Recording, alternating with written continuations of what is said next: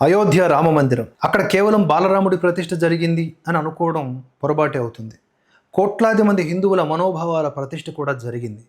ఎంతోమంది కరసేవకుల ప్రాణత్యాగం, 500 ఏళ్ల కృషి, వీటన్నింటికీ ప్రతిబింబం అయోధ్య రామ మందిరం. అంటే అది కేవలం యూపీకే పరిమితమైన ఒక ఆలయం కాదు.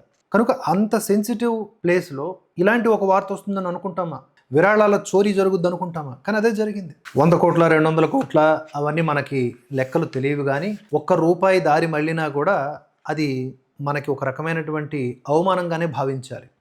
అయితే ఇక్కడ కామెడీ చేస్తున్న వాళ్ళు ఎవరు అంటే ఈ కమ్యూనిస్టులు లేదా కాంగ్రెస్ వాదులు. అసలు వీళ్ళు రామ మందిరానికి ఎగైనిస్ట్. ఆ రామ మందిరం కడితే దాని ప్రతిష్టాపనకి కూడా వెళ్ళనటువంటి వాళ్ళు. వీళ్ళు ఇప్పుడు విరాళాల చోరీ జరిగిందని మోదీని వాళ్ళని నిందించడానికి బయటకు వచ్చేస్తున్నారు. మీకెందుకయ్యా? మీకేమైనా ఆది నుంచి ఇంట్రెస్ట్ ఉందా? నీకు ఇంట్రెస్ట్ ఉంటే నువ్వు అడగడానికి ఒక అర్హుడివి. నువ్వు ఓటు వేసినోడివి అయితే, నువ్వు ఎన్నుకున్నవాడు తప్పు చేస్తే వాడిని ప్రశ్నించడానికి అర్హుడివి అని ఎలా అంటారో ఇక్కడ కూడా అంతే. మీరు రామభక్తులు కాదు, రామద్వేషులు, అయోధ్య రామ మందిరానికి ఎగనిస్టు. అక్కడ ఏదో జరిగింది గ్రహపాటు వల్ల, మీకెందుకు? కనుక అదొకటి కంట కనిపెడుతూ ఉండండి.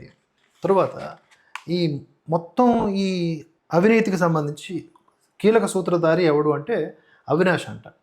దేశాన్ని కుదిపేసిన అయోధ్య రామ మందిర విరాళాల చోరీ కేసులో అవినాష్ శుక్లా కీలక నిందితుడని ప్రత్యేక దర్యాప్తు బృందం గుర్తించింది.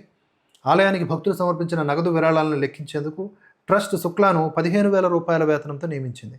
₹15,000 వేతనంతో నియమించబడినటువంటి ఒక వ్యక్తి కోట్ల రూపాయల అవినీతి చేశాడు అంటే ఒకసారి ఇమాజిన్ చేసుకోండి. ప్రభుత్వ వ్యవస్థలు లేదా ఏ ఆలయ వ్యవస్థలు ఎక్కడైనా సరే ఎన్నెన్ని దుర్మార్గాలు జరుగుతూ ఉంటాయో ఇది బయటకు వచ్చింది అంతే. 70 సార్లు నగదును దారి మళ్లించినటువంటి వ్యవహారంలో అతని పాత్ర కీలకమని సిట్ చెప్పింది.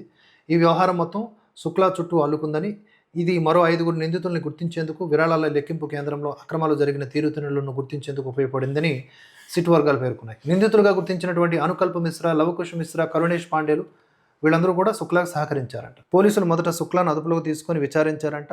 వాళ్ళ ఇంట్లో కూడా సెర్చ్ చేస్తే అక్కడ హుండీ కనిపించింది. అంటే ఇక అప్పుడప్పుడు కట్టలు, ఈ నోట్లు ఇవి తీసుకువెళ్ళడం ఏంటి, ఏకంగా హుండీయే తీసుకెళ్ళిపోదామని తీసుకెళ్ళిపోయడం ఆ దరిద్రుడు. మొత్తంగా ఆ విధంగా హుండీ కూడా కనిపించింది. ఆయన స్వస్థలంలోనూ పోలీసులు ఆస్తుల వివరాలు సేకరిస్తున్నారు. విరాళాల చోరీ కేసులో నిందితులైనటువంటి ఇతరుల విషయం కూడా అంతే. వాళ్ళందరూ కూడా ప్రస్తుతానికి కస్టడీలో ఉన్నారు. భక్తుల నుంచి విరాళాలను సేకరించేందుకు ఫోర్జరీ చేసిన రసీదులను కూడా వాడారంట. ఇంకా ఎన్నో అఘాయిత్యాలకు పాల్పడ్డారు. మొత్తానికి అయోధ్య రామ మందిరంలో జరగకూడనిది ఇది జరిగింది. ఒక ట్రస్ట్ ఆధ్వర్యంలో నడుస్తోంది. దీన్ని ప్రభుత్వం కూడా ఇప్పుడు దగ్గరుండి చూసుకోవాల్సిన బాధ్యత కనిపిస్తూ ఉంది.